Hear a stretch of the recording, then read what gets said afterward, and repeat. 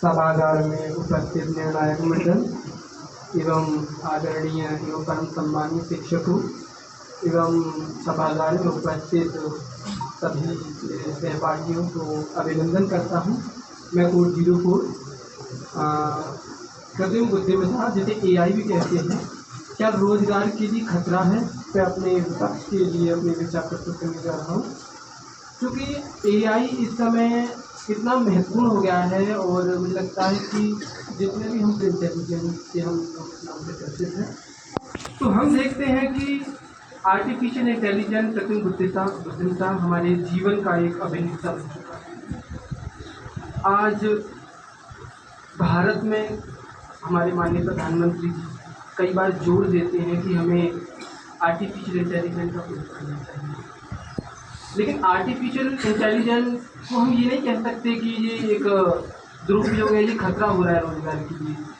कि मैं इसके पक्ष में थोड़ा सहमत हूँ, लेकिन मैं विपक्ष में अधिक सहमत हूँ, क्योंकि लोग कहते हैं कि ये रोजगार के लिए खतरा हो रहा है। अरे रोजगार के लिए तो उनके लिए खतरा हो रहा है जो नकल पास करके परीक्षा में उत्तीर्ण होते हैं। जो लोग, जो विद्यार्थी मन से पढ़ाई करते हैं, वो लोग तो उत्तीर्ण होते हैं हमेशा, उनके लिए जो महत्वपूर्ण हो चुकी है।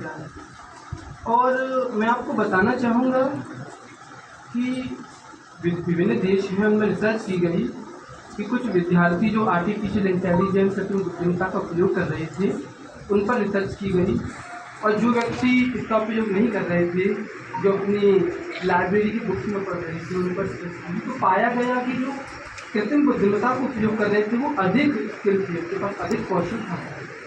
तो इस प्रकार हम देखते हैं कि कृत्रिम बुद्धिमत्ता का उपयोग केवल हमारे जीवन में इतना बढ़ चुका है, और जैसे कि आप सभी जानते हैं कि अमेरिका का खुद का ChatGPT है, और चाइना ने हाल ही में DeepSeek लॉन्च किया था। मुझे लगता है न्यूज़ में आपने सुना होगा।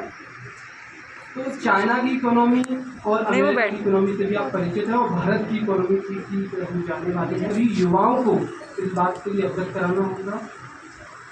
कृत्रिम बुद्धिमत्ता केवल एक निश्चित सब्जेक्ट के लिए या विषय के लिए सीमित नहीं है, बल्कि शिक्षा के लिए, अंतरिक्ष के लिए बड़े बड़े जो प्रोजेक्ट बनाए जा रहे हैं अंतरिक्ष के लिए, तो अभी निसार हमारा लॉन्च हुआ है खबरों में, उसमें भी आर्टिफिशियल इंटेलिजेंस का उपयोग हुआ है। लेकिन मेरा मानना यही है कि कृत्रिम बुद्धिमत्ता का उपयोग हम सभी के लिए बहुत आवश्यक है। यदि हम इसका ये अर्थ समझते हैं कि हमारे लिए खतरा साबित होगा, तो ये बिल्कुल भी सही नहीं है। तो कृत्रिम बुद्धिमत्ता से यदि हम पहले क्या होता था, मैं आपके साथ एक उदाहरण शेयर करना चाहूँगा कि पहले जब थे कि हम किसी विषय को ले लेते थे, टॉपिक को लेते थे, तो टॉपिक पर रिसर्च करने के लिए हम लाइब्रेरी जाते थे।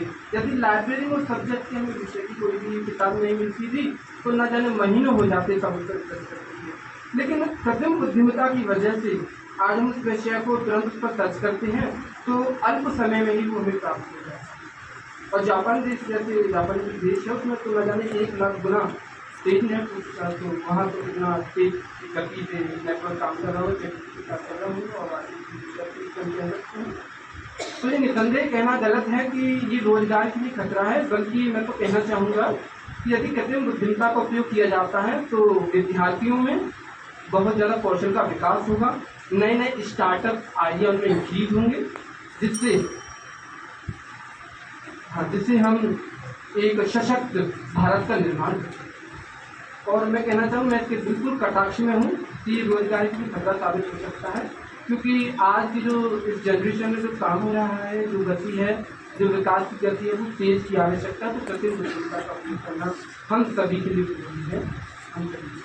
हाँ, थोड़ा सी मैं पक्ष में हो सकता हूँ कि खतरा हो रहा है, लेकिन मैं इसके विपक्ष में ज़्यादा सहमत हूँ, क्योंकि ये हम सभी को उपयोग करना चाहिए। धन्यवाद।